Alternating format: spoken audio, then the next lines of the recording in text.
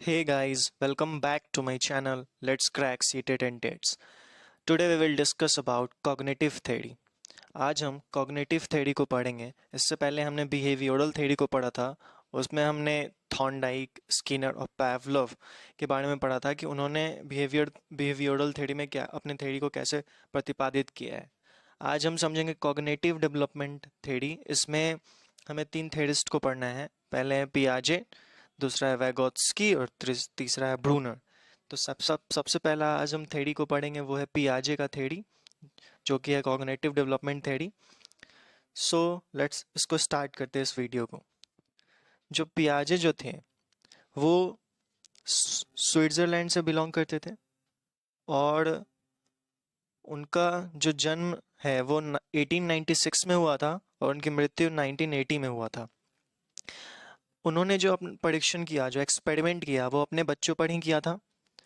पियाजे को developmental psychologist और विकासात्मक मनोविज्ञान भी कहा जाता है. पियाजे का मानना था कि जो डेवलपमेंट होता है वो एक कंटिन्यूअस प्रोसेस है जो जन्म से लेकर मृत्यु तक चलते रहता है. Which means it is a continuous process from womb to tomb, यानी जन्म से लेकर कब्र तक. सो इनका मानना था कि जो ज्ञान का हमारा मुख्य आधार है वो संज्ञान ही है. तो ज्ञान का मुख्य आधार ये संज्ञान को ही मानते थे, क्योंकि कॉग्निशन का मतलब संज्ञान होता है और संज्ञान जो है वो डायरेक्टली रिलेटेड होता है हमारे नॉलेज से. जो हमारा ज्ञान होता है, जो हमारी अंडरस्टैंडिंग होती है, उससे वो रिलेटेड होता है. उन्होंने अपने थ्योरी में 4 स्टेजेस दिए हैं. इनके जो थ्योरी है वो 4 स्टेजेस पे डिपेंडेंट है, मतलब 4 स्टेज है इनके थ्योरी का. उनको हम समझेंगे कि चारों थ्योरी कौन कौन सा है. सो उस थ्योरी को समझने से पहले हम ये समझेंगे कि थ्योरी को हम याद कैसे रखेंगे. तो इनका जो 4 स्टेज है, लाइक पहला है सेंसरी मोटर, दूसरा है प्री ऑपरेशनल, तीसरा है कॉन्क्रीट और चौथा है फॉर्मल. तो जो साइंस बैकग्राउंड के स्टूडेंट होंगे उनको पता होगा कि केमिस्ट्री में उन्होंने पढ़ा होगा SPDF. SPDF इलेक्ट्रॉनिक कन्फिग्रेशन को पढ़ा होगा, तो उससे हम इसको रिलेट कर सकते हैं. सिर्फ डी को हटा के हम याद रख सकते हैं SPCF. SPCF से हम इनके थ्योरी को याद रख सकते हैं. एस से हो जाएगा हमारा सेंसरी मोटर, पी से प्री ऑपरेशनल, सी से कॉन्क्रीट और एफ से फॉर्मल. हम वन बाई वन उनके स्टेजेस को समझेंगे. सो जो पहला है, पहला इसका जो कैरेक्टर है या कह सकते हैं जो गुण है, सकिंग, मतलब सक करने का, चूसने की प्रवृत्ति इस स्टेज में. क्योंकि ये सेंसरी मोटर इससे 0 से 2 वर्ष का होता है, जिसे हिंदी में हम कहते हैं संवेदी गामक अवस्था. तो इस स्टेज में बच्चा जो है वो अपना काम सेंसेस के माध्यम से करता है. अपने जो उनका जो सेंस है, बच्चे का जो सेंस है उसके माध्यम से वो कोई कार्य करने की कोशिश करता है. इस स्टेज में बच्चे में चूसने की प्रवृत्ति पाई जाती है. ऑब्जेक्ट परमानेंस आता है. ऑब्जेक्ट परमानेंस लाइक एक पिक्चर से हम इसको समझ सकते हैं. ये एक पिक्चर है. इस पिक्चर में बच्चे के सामने एक खिलौना है, वो उसके साथ खेल रहा है. वो ऑब्जेक्ट उसके सामने है तो उसको वो परमानेंट लग रहा है. लेकिन जैसे ही एक बैरियर आ गया उस ऑब्जेक्ट के पास, तो अब उस बच्चे को लग रहा है कि वो ऑब्जेक्ट वहां था ही नहीं, मतलब उसका कोई अस्तित्व ही नहीं था. विच मीन्स कि अगर इसके सामने कोई है तो वो परमानेंट है और अगर नहीं है तो वो परमानेंट नहीं है. नेक्स्ट नेक्स्ट जो इसका है वो है लक्ष्य निर्देशित व्यवहार. तो बच्चा जो है इस स्टेज में लक्ष्य निर्देशित व्यवहार करता है, जैसे कि बोतल को देखकर पहुंचने की कोशिश करना. कोई भी ऑब्जेक्ट देखता है, बच्चे को पसंद आ जाता है, तो वो वहां तक पहुंचने के लिए कुछ भी कर सकता है, मतलब फुल डिटरमिन्ड होकर वहां तक पहुंचने की कोशिश करता है. नेक्स्ट है विलंबित अनुकरण, यानी डेफर्ड इमिटेशन. जो इस स्टेज में जो इमिटेशन होता है वो उसमें विलंबित, मतलब जल्दी वो इमिटेट नहीं कर पाता है किसी चीज़ को, जल्दी वो सीख नहीं पाता है. बिकॉज वो इस स्टेज में वो सेंसेस के माध्यम से कार्य कर रहा होता है. उसके पास लैंग्वेज नहीं होता है, प्रॉपर नॉलेज नहीं होता है, जिसकी वजह से वो इमिटेशन तुरंत नहीं कर पाता है. डेफर्ड इमिटेशन होता है. सो अब हम नेक्स्ट स्टेज को समझेंगे कि नेक्स्ट स्टेज हमारा है कौन. नेक्स्ट है हमारा प्री ऑपरेशनल स्टेज. जिसे कहते हैं हम पूर्व संक्रियात्मक अवस्था। ये जो अवस्था है वो 2 से 7 वर्ष की होती है। तो इस अवस्था में हम समझेंगे कि गुण क्या क्या है। तो जो पहला गुण है वो है ईगो सेंट्रिक, अहम केंद्रिता। मतलब इस स्टेज में बच्चा ईगो सेंट्रिक होता है, वो अपने आप को ज़्यादा इंपॉर्टेंस दे रहा होता है in respect to others. Next गुण को समझेंगे कि बच्चा अनुकरण के माध्यम से सीखना शुरू कर देता है। चूंकि सेंसरी मोटर स्टेज में वो सीखना शुरू कर देता है, लेकिन उसमें वो डेफर्ड इमिटेशन होता है, वो विलंबित होता है। लेकिन प्री ऑपरेशनल में इमिटेशन एक प्रॉपर रूप में चलने लगता है। इस स्टेज में मूर्त वस्तुओं पर चिन्हित करना वो शुरू कर देता है। एक्चुअली इस स्टेज में वो मूर्त वस्तुओं पर सिर्फ चिन्हित करता है, वो उस पर बातें नहीं कर पाता है, बिकॉज उस पर वो बातें नेक्स्ट स्टेज में ही कर पाता है। इस स्टेज में बच्चा दिन, तारीख, महीना बताने योग्य हो जाता है। इस स्टेज में, ये जो स्टेज है 2 से 7 वर्ष की जो स्टेज है, इस स्टेज में बच्चा अगर मैथमेटिकल टर्म में देखे तो जोड़, घटाव, गुना, भाग भी सीखना शुरू कर देता है। ये जो स्टेज है इसको रियलिटी इन थिंकिंग, चिंतन में यथार्थता भी हम कह सकते हैं। जैसे कि अगर बच्चा न्यूमेरिकल में जैसे 7 लिख रहा है, तो उसको वो लगता है कि वो एक उल्टा एल है, विच मीन्स जो वो सोच रहा है एकदम रियल चीज सोच रहा है। जैसे उसको 7 सिखाया गया तो उसको लगता है यार ये तो उल्टा एल है, यानी रियलिटी इन थिंकिंग पाई जाती है बच्चों में। इस स्टेज में परसेप्चुअल थिंकिंग, प्रत्यक्ष चिंतन।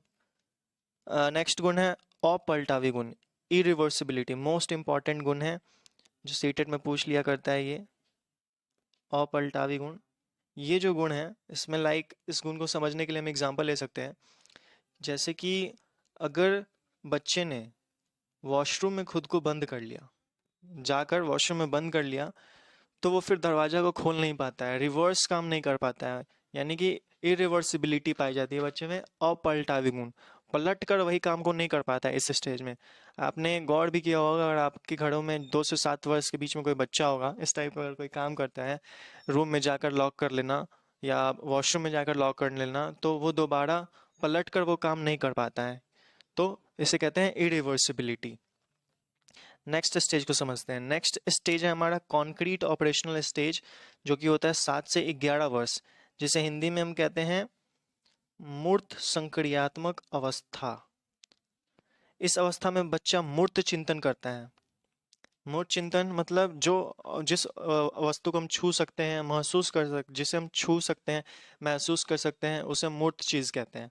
तो इस स्टेज में बच्चा मूर्त चिंतन करना शुरू कर देता है। जैसे जैसे लाइक एग्जांपल हम समझ सकते हैं, अगर बुक है तो बुक के बारे में वो बता सकता है कि हाँ, कि बुक कैसा होता है, क्या होता है। पेड़ है तो पेड़ के बारे में बता सकता है। अपने आसपास में जितने भी मूर्त चीजों को वो देख रहा है उस पर वो बता सकता है, चिंतन कर सकता है। इस स्टेज में पलटावी गुण आ जाता है, यानी बच्चा पलट कर उस चीज को दोबारा कर सकता है। पिछले वाले स्टेज में अपलटावी गुण था, इसमें पलटावी गुण है, यानी रिवर्सिबिलिटी इस स्टेज में आ जाती है।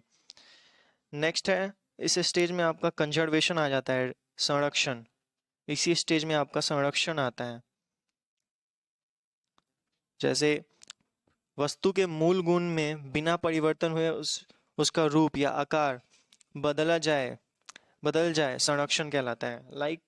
जैसे यहाँ पे आप देख रहे होंगे 3 यहाँ पे लिक्विड को रखने के लिए ऑब्जेक्ट है, एक बीकर है, एक मतलब किसी किसी शेप में है यहाँ पे। सो तीनों में सेम अमाउंट में वाटर रखा हुआ है। अगर हम बच्चे से पूछेंगे कि इसमें सबसे ज़्यादा वाटर है, तो जो सबसे लंबा शेप का होगा उसमें वो बोलेगा। मान लीजिए कि इसका शेप बड़ा हो, इसमें तो ठीक से नहीं बना है, मान लीजिए इसका शेप बड़ा हो, इसमें वाटर यहाँ तक हो, जबकि सब में सेम अमाउंट में वाटर हो, तो बच्चा बोलेगा कि इसी में ज़्यादा पानी है। ये जो स्टेज है वो इसमें बोलेगा कि इसमें ज़्यादा पानी है। ये स्टेज इससे पहले वाला है, कॉन्क्रीट से पहले, प्री ऑपरेशन में। बट कॉन्क्रीट में ये जो गुण है वो बच्चे में आने लगता है कि नहीं, इसमें ज़्यादा नहीं है। वो बोले कि तीनों में सेम अमाउंट में पानी है, विच मीन्स इस स्टेज में बच्चे का कंसेप्ट धीरे धीरे क्लियर होने लगता है। लेकिन प्री ऑपरेशनल में कंजर्वेशन का थॉट या कंसेप्ट ना होने के कारण बच्चा बोलेगा कि इसी में ज़्यादा पानी है। अब हम नेक्स्ट बढ़ते हैं, नेक्स्ट गुण के बारे में। कि नेक्स्ट गुण क्या है। तो बच्चे में कॉन्सेप्ट फॉर्मेशन शुरू हो जाता है, यानी संकल्पना निर्माण, संकल्पना हम कॉन्सेप्ट को ही कहते हैं। तार्किक चिंतन, लॉजिकल थिंकिंग करने लगता है। क्योंकि ये स्टेज 7 से 11 वर्ष का है, तो इस स्टेज में बच्चा 5th-6th क्लास तक का होता है। तो इस स्टेज में बच्चे लॉजिकल थिंकिंग करना शुरू कर देते हैं। लाइक अगर वह किसी रास्ते से स्कूल से घर जा रहे हैं और एक रास्ते में अगर उसे जैम मिलता है, ट्रैफिक मिलता है, तो तुरंत अपना दूसरा रूट चेंज कर लेता है, शॉर्टकट। उसे पता होता है कि हाँ, इस रूट से भी हम जाएंगे तो अपने घर जल्दी पहुंच जाएंगे, सिवाय इस ट्रैफिक वाले रूट से जाने के। तो वहाँ पे बच्चा क्या कर रहा है, लॉजिकल थिंकिंग कर रहा है। सो इस स्टेज में लॉजिकल थिंकिंग करना शुरू कर देता है। इस स्टेज में बच्चा ग्रुप में रहना पसंद करता है, ग्रुपिंग स्टार्ट हो जाता है। नेक्स्ट है, इसमें बच्चा ग्रुप में रहना सीखता है और ग्रुपिंग करना भी सीखता है, लाइक असेंडिंग डिसेंडिंग ऑर्डर में सजाना। नेक्स्ट समझते हैं विकेंद्रम, डिसेंट्रिक। विकेंद्रम जो है, इसमें बच्चा चीज़ों को तोड़ तोड़ कर समझता है। लाइक वो जो हमारा वॉल्यूम होता है, वॉल्यूम लेंथ, ब्रेथ और हाइट, तीनों पे डिपेंड करता है। तो वो तीनों को तोड़ तोड़ के समझेगा। लाइक अगर हम हायर क्लास की बात करें तो जैसे बायोलॉजी, ये जस्ट एग्जांपल के लिए बायोलॉजी, तो बायोलॉजी 2 शब्दों से मिलकर बना है, बायो प्लस लॉजी। तो तोड़ तोड़ कर किसी भी चीज को समझने की कोशिश करता है, विकेंद्रम करता है। इसी स्टेज में बच्चा इंडक्टिव रीजनिंग भी करता है, यानी आगमनात्मक तर्क, जिसमें बच्चा एग्जाम्पल से रूल की तरफ बढ़ता है। तो इसी स्टेज में बच्चे के पास, इसी स्टेज में वो गुण आना शुरू हो जाता है। नेक्स्ट समझते हैं, नेक्स्ट स्टेज को हम समझते हैं। पियाजे का जो नेक्स्ट स्टेज है वो है फॉर्मल ऑपरेशनल स्टेज, जिसे औपचारिक संक्रियात्मक अवस्था कहते हैं, जो कि 11 से 15 वर्ष का होता है। इस स्टेज के हम गुण को समझेंगे। इसमें बच्चा अमूर्त चिंतन करने लगता है, एब्स्ट्रैक्ट थिंकिंग करने लगता है। जो चीज़ हमें नहीं दिख रही है, जैसे फीलिंग, इमोशंस, भगवान, भूत प्रेत, इस सब चीज़ों पे भी वो थिंकिंग करना शुरू कर देता है। इस स्टेज में उच्च स्तरीय संतुलन, हाई लेवल इक्विलिब्रेशन बच्चे में आ जाता है इसी स्टेज में। जैसे वो सोचने लगता है कि, हाइपोथेसिस करता है, लाइक कि अगर मेरे पास फीदर होता, मेरे पंख होते, तो मैं ऐसे उड़ता, मैं वैसे उड़ता। मतलब जो चीज़ नहीं हो सकता है, उस चीज़ पे वो हाइपोथेसिस करता है इसी स्टेज में। क्योंकि ये 11 से 15 वर्ष है, विच मीन्स हमारा इसी स्टेज में एडोलसेंस पीरियड भी शुरू हो जाता है। बच्चे के इमोशंस में उथल पुथल होना शुरू हो जाता है, बच्चे का डायरेक्शन चेंज होता है इसी स्टेज में, बहुत कुछ होता है। ये शिफ्टिंग पीरियड है। इसी स्टेज को स्टैनली हॉल ने कहा है कि तनाव एवं तूफान का काल इसी स्टेज को कहते हैं। इससे बच्चा समझ का स्थानांतरण कर सकता है, ट्रांसफर ऑफ अंडरस्टैंडिंग। जैसे कि अगर वो राइट हैंड से, I can write Ram from right hand as well as from left hand, मतलब राइट हैंड से अगर वो राम लिख सकता है, तो लेफ्ट हैंड से भी वो राम लिख सकता है। भले ही राइटिंग डिफरेंट हो, बट वो लिख सकता है। अपने समझ का जो अंडरस्टैंडिंग है वो स्थानांतरण कर सकता है। लाइक अगर वो किसी चीज़ को समझ भी गया, तो दूसरों को भी वो उस चीज़ को समझा सकता है। नेक्स्ट समझेंगे निगमनात्मक तर्क। इसी स्टेज में बच्चा डिडक्टिव रीजनिंग शुरू हो जाता है।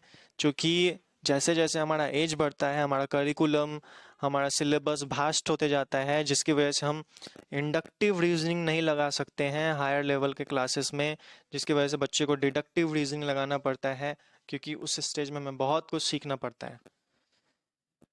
सो फ्रेंड्स, इस वीडियो को हम यहीं पे एंड करते हैं। आई होप कि आपको पियाजे का जो ये थ्योरी है वो समझ में आया होगा। हम नेक्स्ट क्लास में हम पियाजे ने जो कुछ टर्म्स को दिए हैं, like schema, adaptation, equilibration, accommodation, इन सब टर्म्स को हम समझेंगे। सो फ्रेंड्स, आज के लिए बस इतना ही। Thank you so much.